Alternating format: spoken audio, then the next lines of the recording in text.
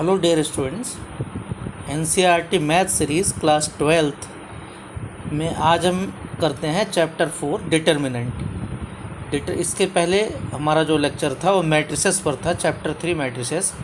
और उसके basic lecture में बेसिक जो शुरुआत हमने जब किया था तो हमने डिटर्मिनेंट के बारे में थोड़ी सी बात की थी कि डिटरमिनेंट हर एक स्क्वायर मैट्रिक्स के करस्पॉन्डिंग एक डिटरमिनेंट एक रियल नंबर एसोसिएट होता है। यहाँ हम डिटेल उसी की बात करेंगे।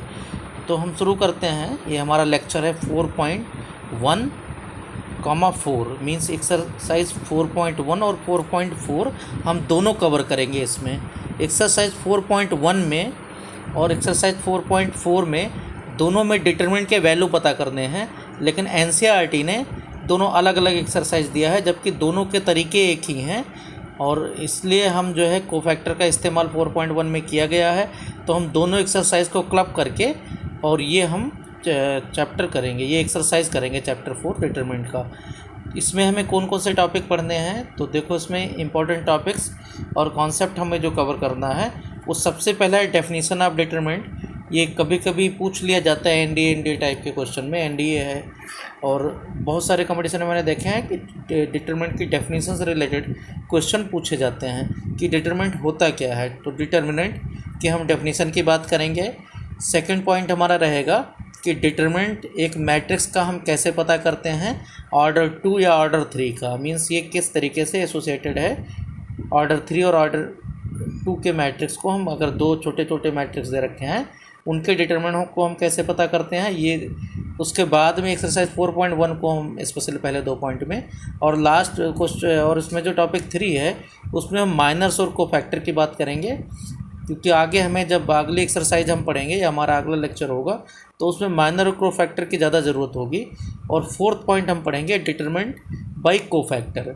इसके पहले हम जो पॉइंट 2 में डिटरमिनेंट पढ़ेंगे वो हम डायगोनल एलिमेंट से पढ़ेंगे कि डायगोनली हम कैसे डिटरमिनेंट का वैल्यू पता करते हैं। तो चलो शुरू करते हैं हम एक एक करके। सबसे पहला पॉइंट है कि definition of A determinant. Determinant होता क्या है? तो डिटरमिनेंट जैसे एनसीईआरटी ने पहले मैट्रिक्स बताया है फिर डिटरमिनेंट बताया है। तो बहुत जगह जो है ये लोग कहते हैं कि भाई ये डिटरमिनेंट तो पहले ज़रूर बता देते तो मैट्रिक्स में एक साथ क्वेश्चन करते रहते, जबकि ये सही नहीं है। क्योंकि मैट्रिक्स क्या है? मैट्रिक्स एक सेट है, एक वेक्टर टाइप का सेट है। तो अब और जबकि डिटरमिनेंट क्या है? डिटरमिनेंट एक मैप है, एक फंक्शन है। जैसे सीक्वेंस एक फंक्शन है और नेचुरल नंबर पहले पढ़ाया जाता है, उसके बाद में सीक्वेंस की बात की जाती है। तो यहाँ पर भी बिल्कुल एनसीईआरटी ने हमारे हिसाब से बिल्कुल सही रखा है कि डिटरमिनेंट है क्या? डिटरमिनेंट क्या है? Determinant is a function. Determinant एक फंक्शन है, कहाँ से? Which map from matrix to a real और कॉम्प्लेक्स नंबर। मीन्स क्या है कि एक ये मैट यहाँ हमने लिखा भी है, हम एक पढ़ देते हैं कि determinant is a function which associates each square matrix. Square matrix का डिटरमिनेंट होता है with a unique number real और कॉम्प्लेक्स कुछ भी हो सकता है, उससे एसोसिएट होता है। मीन्स अगर कैपिटल एम मान लें हम set of all square matrices, वो कैपिटल एम लिख दें और कैपिटल के ले दें सेट ऑफ नंबर्स, चाहे वो रियल नंबर हो या कॉम्प्लेक्स नंबर हो। तो एफ क्या है? मीन्स डिटरमिनेंट क्या है? डिटरमिनेंट क्या है? मैप है। F is a map. F means determinant है यहाँ पर कैपिटल एम टू के। किस तरीके से? Such that f capital A is equal to small k. तो एफ ए क्या है यहाँ पर? A belongs to the matrix है। मीन्स एफ ए क्या है? के का ही एलिमेंट है। तो अब इस तरीके से हम अगर देखें तो कोई भी स्क्वायर मैट्रिक्स होगा जो एनसीईआरटी में दिया गया है, कोई भी स्क्वायर मैट्रिक्स होगा उसके एसोसिएटेड, क्योंकि हर एक स्क्वायर मैट्रिक्स पर ये फंक्शन अप्लाई हो सकता है। तो इसका मतलब सभी डोमेन के लिए। तो डोमेन मैट्रिक्स मतलब हर एक के लिए, कोई भी स्क्वायर मैट्रिक्स हो हर एक के लिए एक फंक्शन एग्जिस्ट करेगा। मीन्स हर एक के से एसोसिएटेड एक हम रियल नंबर या कॉम्प्लेक्स नंबर पता कर सकते हैं। यहाँ फिलहाल 12th में हमें रियल नंबर की मैट्रिक्स ही सिखाया गया है, तो डिटरमिनेंट भी रियल नंबर में आएगा।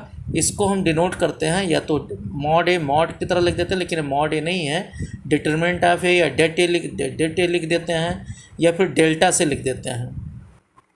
तो यहाँ हम देखो उधर, तो इसको हम अब देखो उधर पता कैसे करेंगे डिटरमिनेंट किसी का। अगर मान लो कोई 2/2 का मैट्रिक्स है तो उसका डिटरमिनेंट का तरीका क्या होता है?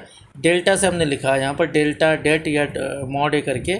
तो determinant of a matrix of order 2 का पता करना हो तो determinant of matrix of order 2 में delta of order 2 equal to क्या होता है, product of main diagonal. Main diagonal का मतलब होता है कि पहले एलिमेंट से लेकर लास्ट एलिमेंट को जोड़ दो, मीन्स A11 को लेकर A22 से जोड़ दो, तो इसको बोलते हैं main diagonal, minus product of सब डायगोनल। सब डायगोनल कहते हैं इसका जो दूसरा वाला है, मीन्स इसके जो परपेंडिकुलर डायगोनल है, मीन्स A12 और A21 को।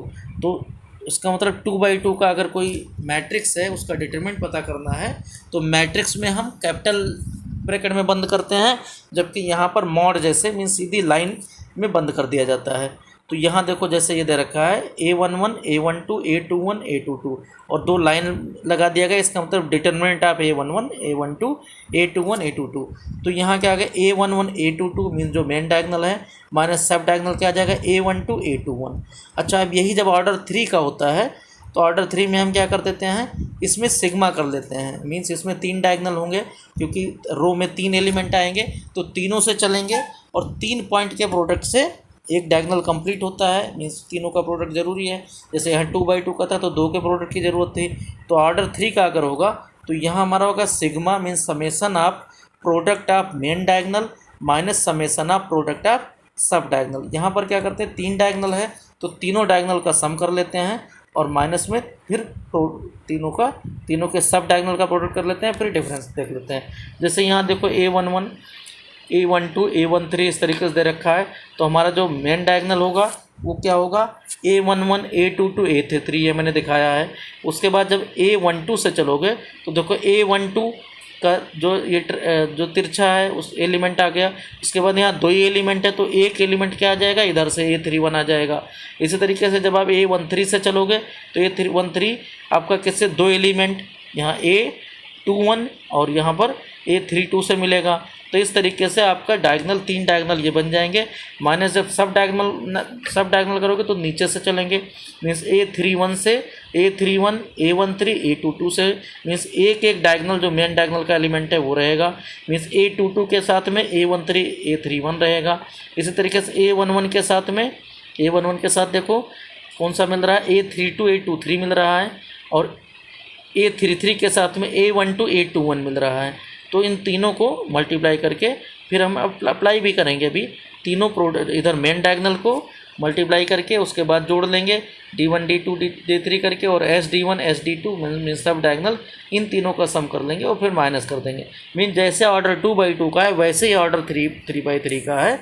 तो इस तरीके से हम पता कर लेते हैं। इसको आगे जो है कंपटीशन में भी देखा गया, ऑर्डर 5 का ऑर्डर 7 का मीन्स ऑड ऑर्डर में हमेशा ही रूल वैलिड होता है, तो इसको साइरस डायग्राम से भी समझाया गया आगे। लेकिन ये आपको मेन ऑर्डर 3 तक है आपके सिलेबस में, तो हमने ऑर्डर 3 का यही लिख दिया कि ऑर्डर 2 मेन डायगोनल माइनस सब डायगोनल और यहाँ sigma product of main diagonal minus sigma product of सब डायगोनल्स। अभी हम इसको अप्लाई करेंगे क्वेश्चन पर, क्योंकि बहुत सारे क्वेश्चन भी हमें करने हैं तो हमारी प्रैक्टिस हो जाएगी। अब थर्ड पॉइंट है जो एक्सरसाइज 4.1 में मिलेगा आपको, माइनर्स एंड कोफैक्टर क्या होते हैं। माइनर्स का मतलब है एम से हमने लिखा है MIJ मीन्स AIJ का माइनर। A11 मान लो A11 का आपको माइनर पता करना है तो A11 का मतलब रो 1 और रो कॉलम आपको डिलीट कर देना है, इसके अलावा जो कुछ आया तो A11 का माइनर क्या आ जाएगा M11, तो M11 का माइनर क्या आ गया A22 मीन्स इस रो में नहीं होना चाहिए, कॉलम में नहीं होना चाहिए। तो इस तरीके से A11 A12 A21 A22 का माइनर देखेंगे तो क्या आ जाएगा M11 मीन माइनर आप A11 का A22 आएगा, M12 का A21 हो जाएगा, M21 का A12 हो जाएगा, M22 का A11 हो जाएगा। मीन्स क्या A11 का A22 A22 का A11 और बाकी ये दोनों इंटरचेंज हो जाते हैं। तो यहाँ पर इसी तरीके से देखो, अगर कोई 3/3 का है, मान लो 1 2 3 4 5 6 का है, तो यहाँ माइनर आप 1 का पता करोगे तो यहाँ वैल्यू क्योंकि 2/2 का मिल जाएगा, एक कम ऑर्डर का मिलता है, तो 1 का लिखोगे तो 1 का माइनर देखो तो आपका क्या आ जाएगा, पहला रो और पहला कॉलम दोनों छोड़ देना है। मीन्स क्या आ जाएगा डिटरमिनेंट ऑफ 5 6 8 9।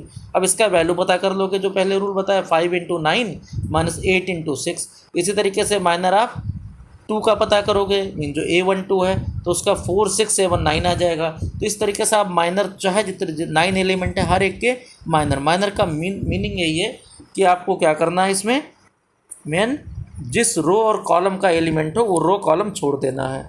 अब इसके बाद देखो हम कोफैक्टर पता करते हैं।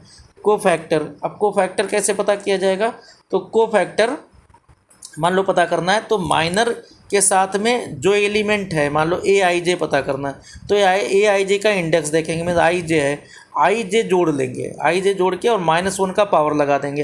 अब -1 का पावर अगर इवन नंबर है तो प्लस ही रह जाएगा, और -1 का ऑड पावर कर दिया गया तो माइनस हो जाएगा। तो -1 का पावर सिर्फ प्लस माइनस बताता है। तो हम अगर इधर हम बात करें ऑर्डर 2 का, तो आप देखो जो पहला एलिमेंट A11 है ये प्लस में आएगा, A12 माइनस में आएगा, A21 का कोफैक्टर माइनस में आएगा और A22 का भी प्लस में आएगा, क्योंकि -1 का पावर 2 + 2 4 होता है, और इसी तरीके से 1 2 का 3 होता है, 2 1 का 3 होता है। तो इसी तरीके से अगर 3/3 की बात करें तो यहाँ पर भी हमें कैसे चलेगा, जो पहला एलिमेंट है उसका प्लस आएगा तो प्लस माइनस प्लस, फिर माइनस प्लस माइनस, इस तरीके से लगातार अल्टरनेट होता रहेगा, चाहे आप कॉलम वाइज चलो या रो वाइज चलो, कभी दो एक जैसे नहीं आएंगे। तो ये ध्यान रखना है।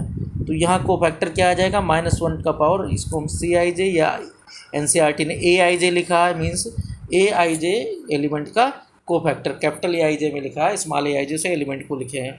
तो CIJ हमने यूज़ किया है जिससे आसानी रहे, क्योंकि बहुत सारी बुक में CIJ लिखा गया है। तो CIJ = क्या आ जाएगा, -1 का पावर I + j MIJ। तो यहाँ ऊपर जिस तरीके से देखो, यहाँ पर सिर्फ प्लस माइनस का साइन आपको चेंज करना पड़ेगा कहीं कहीं, अदरवाइज ऐसे रहेगा। अब अगर डिटरमिनेंट 4th पॉइंट की हम बात करेंगे, डिटरमिनेंट बाई कोफैक्टर। अगर कोफैक्टर, क्योंकि ज़्यादातर बच्चे कोफैक्टर से ही डिटरमिनेंट पता करते हैं, और NCERT ने दिया भी यही है कि अगर ऑर्डर 3 का है तो आप कोफैक्टर से ही पता करो। तो कोफैक्टर में आपको क्या करना है, इसमें क्या करना है, summation of product of element of any row, कोई भी रो या कॉलम का एलिमेंट लिया गया और करस्पॉन्डिंग उसके कोफैक्टर से मल्टीप्लाई कर दिया गया, फिर उसका समेसन कर लेते हैं, जो कुछ आया वो हमारा डिटरमिनेंट हो गया। वो अभी हम अप्लाई करेंगे।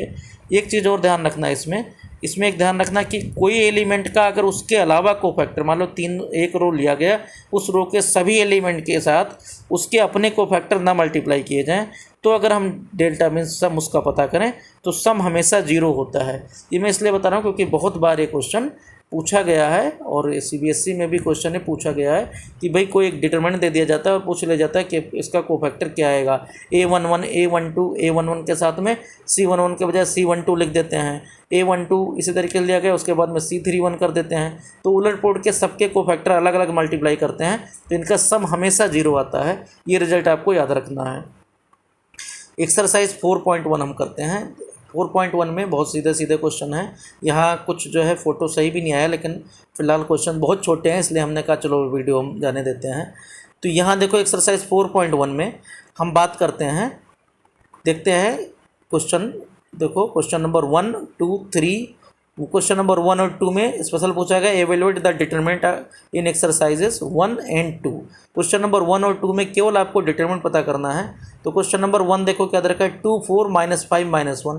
तो मेन डायगोनल क्या आ जाएगा, 2 × -1 मीन -2, और इधर माइनस बीच में आ गया तो माइनस माइनस प्लस हो गया, तो -2 + 20 मीन्स 18 आ जाएगा।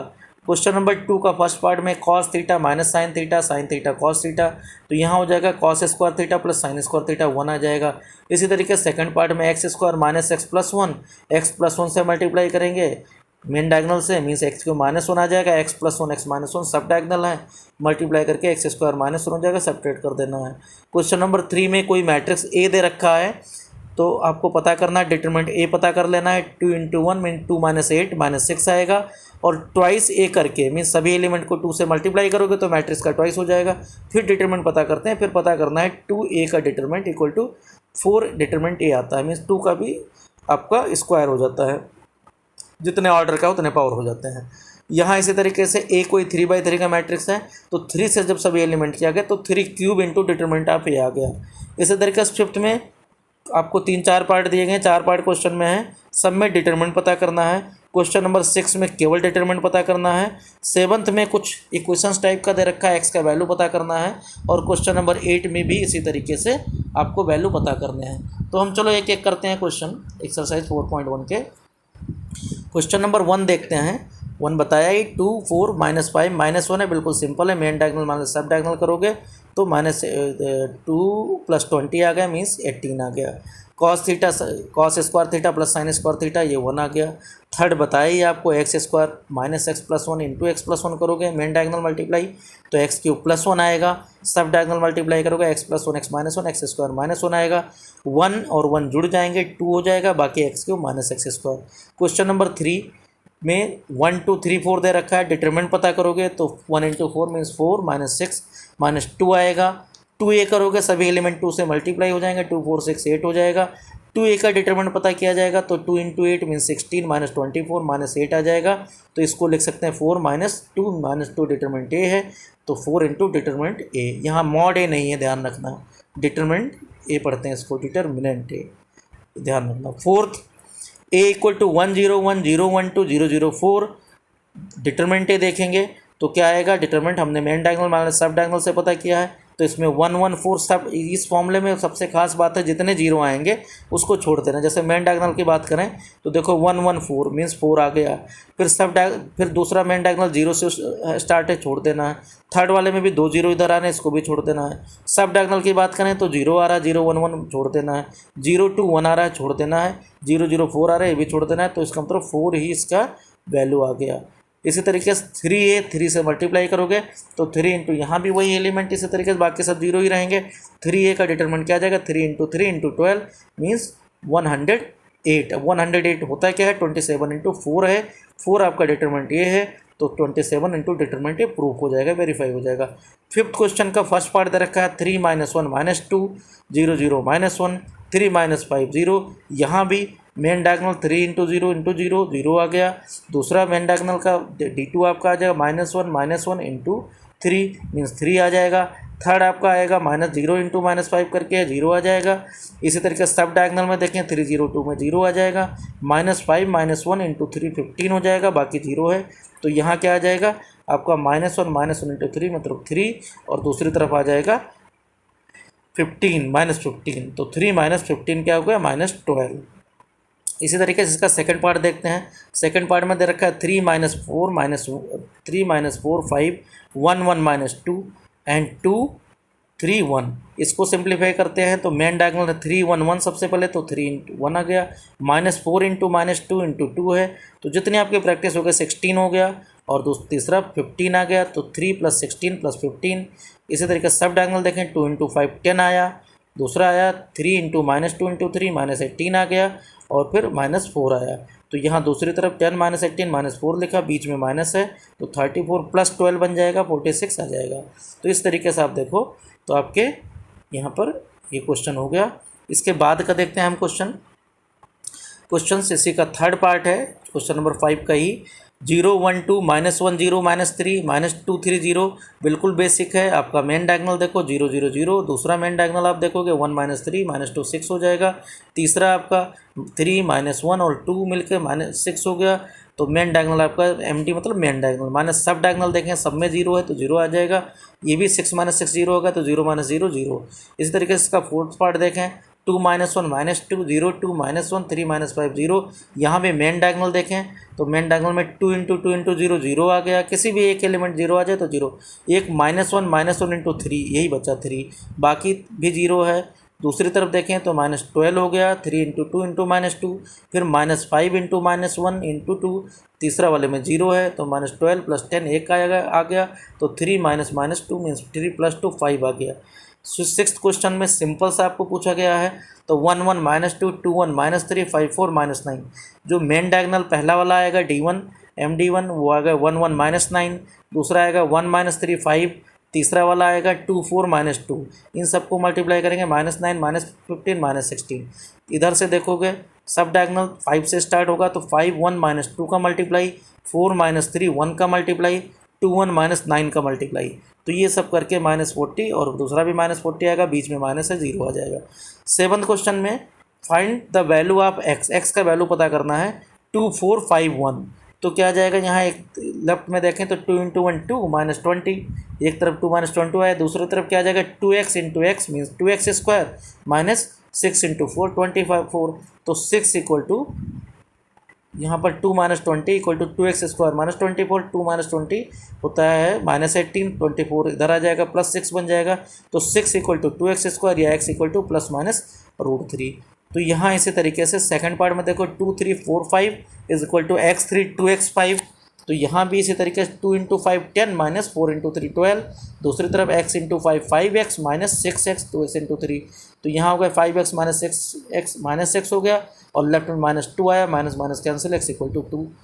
8th क्वेश्चन देखते हैं, यहाँ भी वही है x2 18x, डिटरमिनेंट वैल्यू पता करोगे x² माइनस 36 आया, दूसरी तरफ है 6 माइनस 2 और 18 6 6 2 माइनस नहीं है 6 2 18 6, तो 6 इंटू 6 36 और 18 माइनस 2 36, तो इधर 0 आ गया, तो x² माइनस 36 इक्वल टू 0, तो इसका मतलब x equal to plus minus 6 option B में दिया हुआ है। तो इस तरीके से एक्सरसाइज 4.1 हमारा हो जाता है। अब एक्सरसाइज 4.4 हम देखते हैं, तो पहले क्वेश्चन देख लेते हैं एक्सरसाइज 4.4 के किस तरीके से हैं। देखो बहुत बेसिक है, यही 4.1 में ही देना चाहिए, लेकिन एनसीईआरटी ने अलग से एक्सरसाइज क्यों बनाया, ये थोड़ा जो है क्योंकि आगे एडजॉइंट इसके बाद इन्होंने दिया, तो एडजॉइंट के पॉइंट ऑफ व्यू से बनाया होगा, क्योंकि ये लोग मैट्रिक्स को डिटरमिनेंट के साथ ही दिखाना चाहते हैं कि क्या लिंक है दोनों में। तो right minors and cofactors of elements of the following determinant, इनके कोफैक्टर और माइनस पूछे गए हैं। माइनस हो जाए तो कोफैक्टर में सिर्फ प्लस माइनस साइन लगता है, क्योंकि माइनस उनका पावर है और मल्टीप्लाई करना पड़ता है। तो यहाँ देखो उधर 2 का कोफैक्टर 2 का माइनर क्या आ जाएगा 3, क्योंकि ना उस रो में चाहिए ना कॉलम में चाहिए। -4 का आप देखोगे तो 0 हो जाएगा, इसी तरीके से 0 का देखोगे तो 0 का -4 हो जाएगा, क्योंकि रो और कॉलम को छोड़ देना है। 3 का देखोगे तो 2 आ जाएगा। ऐसे A C B D का देखोगे, A का D आ जाएगा, D का A हो जाएगा, C का B होगा, B का C हो जाएगा। बस जब कोफैक्टर पता करते हैं तो C का माइनस भी हो जाता है और B का माइनस C हो जाता है, क्योंकि A12 का माइनस आएगा, A21 का माइनस होगा और A11 A22 का यही रहेंगे। इस तरीके से इधर भी कोफैक्टर 2 का 3 रहेगा, 3 का 2 रहेगा, बस -4 का -0 में 0 ही रहेगा और 0 का -4 है तो +4 बन जाएगा। सेकंड पार्ट में देखो उधर यहाँ दे रखा है 1 0 0, इनके भी इसी तरीके से पूछे गए हैं 3/3 के, तो बहुत बेसिक है माइनर कोफैक्टर। हम देखो इधर एक एक करते हैं क्वेश्चंस और ये आपको समझ में आ जाएगा। तो फर्स्ट पार्ट तो बता ही दिया कि इसमें कुछ नहीं है, बेसिक है क्वेश्चन। इसी तरीके से देखो उधर क्वेश्चन नंबर 1 2 में कुछ नहीं था, 2/2 का था। क्वेश्चन नंबर 3 में देखते हैं यूजिंग कोफैक्टर्स सेकंड रो, नहीं क्वेश्चन नंबर 3 से पहले हम देखते हैं question number 2 question number 1 question number 2 देखते हैं। तो यहाँ देखो क्वेश्चन नंबर 1 का सेकंड पार्ट बताई दिया, क्वेश्चन नंबर 2 का देखते हैं फर्स्ट पार्ट। 1 0 0 1 0 0 0 1, तो A11 A12 A13 उस तरीके से हमने लिख दिया कि जैसे आसानी रहे कि M11 कहेंगे तो आपको पता चल जाए कि माइनर आप A11 की बात कर रहे हैं। तो यहाँ देखो क्या आ जाएगा M11 1 0 0 1 मीन्स पहला रो और कॉलम नहीं चाहिए हमें, तो क्या आ जाएगा 1 0 0 1 वैल्यू 1 आ गया। M12 की बात करोगे तो पहला रो और सेकंड कॉलम नहीं चाहिए, 0 आ जाएगा वैल्यू। M13 की बात करोगे तो पहला 1 और थर्ड कॉलम डिलीट कर देना, 0 आएगा, इसका भी डिटरमिनेंट वैल्यू जब निकालोगे। M21 इसी तरीके से सेकंड रो का पहला कॉलम छोड़ देना है, तो ये डिलीट करते हुए आपके 2/2 के बन जाएंगे। तो लास्ट में मिलता है क्या है M11 M11 1 आएगा, M22 1 आएगा, M33 1 आएगा, बाकी सब 0 मिलते हैं क्योंकि आइडेंटिटी मैट्रिक्स है। तो केवल कोफैक्टर पता करोगे तो A11 का कोफैक्टर भी प्लस रहेगा और A22 का भी प्लस ही रहेगा, A33 का भी प्लस रहेगा। तो कोफैक्टर भी इनके 1 1 1 आएंगे, बाकी -0 से कुछ फ़र्क नहीं पड़ता, -0 + 0 एक ही होता है, तो बाकी कोफैक्टर इसके 0 आएंगे। बिल्कुल बेसिक क्वेश्चन है। क्वेश्चन नंबर 2 में देखते हैं हम 1 0 4 3 5 -1 और 0 1 2 ये दिया हुआ है क्वेश्चन नंबर 2 का फर्स्ट पार्ट तो 1 0 वाला था, सेकंड पार्ट वाला तो देखते हैं 1 0 4 3 5 -1 और यहाँ पर 0 1 2 दे रखा है। तो आप बेसिक क्वेश्चन है 0 ये 3 5 -1 है, 3 5 1 है, ये लाइनिंग है सिर्फ। तो यहाँ देखो उधर तो M11 पता करोगे, M11 क्या आ जाएगा, M11 में हमें पहले रो और कॉलम छोड़ देना, तो 5 -1 1 2 आ जाएगा। इस तरीके से M12 की बात करोगे तो पहला रो और सेकंड कॉलम छोड़ देना, 3 -1 0 2 आएगा। वैल्यू पता करेंगे इनके, तो M12 का वैल्यू तो माइनस में लिया जाएगा नहीं, अभी तो कोफैक्टर माइनस में लिया जाएगा, M12 तो प्लस में ही रहेगा। इस तरीके से M13 पता करोगे, 3 × 1 आ जाएगा, 3501 होगा। M21 सेकंड रो का फर्स्ट कॉलम नहीं चाहिए, 0412 आ जाएगा। M22 में सेकंड रो का सेकंड कॉलम हटाना है, तो ये सब डिलीट करते हुए आपको ये सब वैल्यू मिल जाएंगे। M11 M2, अब C11 की बात करोगे तो C11 क्या रहेगा, M11 ही रहेगा, 11 ही रहेगा। C12 की बात करोगे तो M12 के आगे माइनस लग जाएगा, मीन -6 हो जाएगा, क्योंकि M12 आपका 6 था। यहाँ देखो M12 6 था तो ये -6 हो जाएगा। इस तरीके से C13 क्या आ जाएगा, M13 ही रहेगा, मीन्स 3 हो जाएगा। C21 माइनस में आ जाएगा तो वहाँ -4 था, यहाँ +4 हो जाएगा। C22 M22 के बराबर रहेगा 2, तो इस तरीके से C23 -1 हो जाएगा, C31 -2 हो जाएगा, C32 13 हो जाएगा, C33 5 हो जाएगा। ये अभी हम अगले एक्सरसाइज में भी हम बहुत बार बार प्रैक्टिस करेंगे तो हमारी प्रैक्टिस पूरी हो जाएगी। क्वेश्चन नंबर 3 में देखते हैं। 3 में यूजिंग कोफैक्टर्स, कि कोफैक्टर वाले मेथड से, अब डिटरमिनेंट एक तो मेथड हमें पता था ही, अब कह रहे कोफैक्टर वाले मेथड से हमें डिटरमिनेंट पता करना है। लेकिन किसका हमें कोफैक्टर चाहिए, सेकंड रो का चाहिए। सेकंड रो का हमें पता करना, तो सेकंड रो में कौन कौन से एलिमेंट होते हैं, A21 A22 A23। तो A21 2 दे रखा है, A22 0 दे रखा है, A23 1 दे रखा है, ये तीनों एलिमेंट दिए हुए हैं। अब कोफैक्टर हम 2 का देखें तो 21 का, तो कोफैक्टर C21 क्या आ जाएगा, सेकंड रो और उसका फर्स्ट कॉलम हटा देना है, तो 3 8 2 3 रहेगा।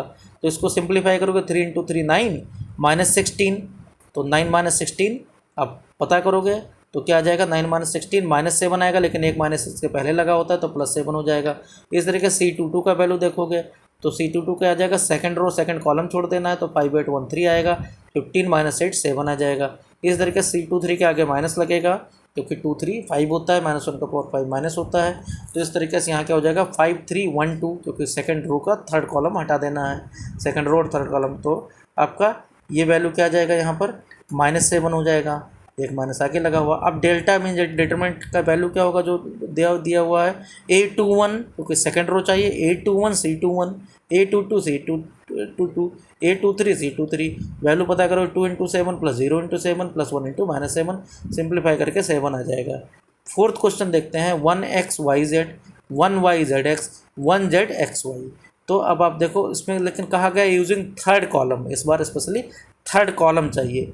तो थर्ड कॉलम में हम देखते हैं, थर्ड कॉलम में A13 क्या है, YZ, A23 क्या है, ZX है, A33 क्या है, XY।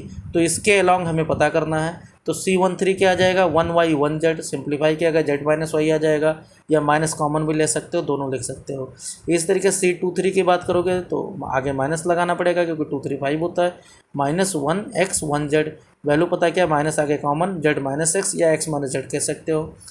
C33 इसी तरीके से 1X 1Y, तो Y - X या फिर माइनस आगे कॉमन करके X - Y। मैंने 2 बार जान के लिख दिया है कि कभी कोई फैक्टर भी पूछा ज़रूरत पड़ती है तो माइनस करके मीन्स सिस्टमेटिक रहे, X - Y Y - Z Z - X रहे।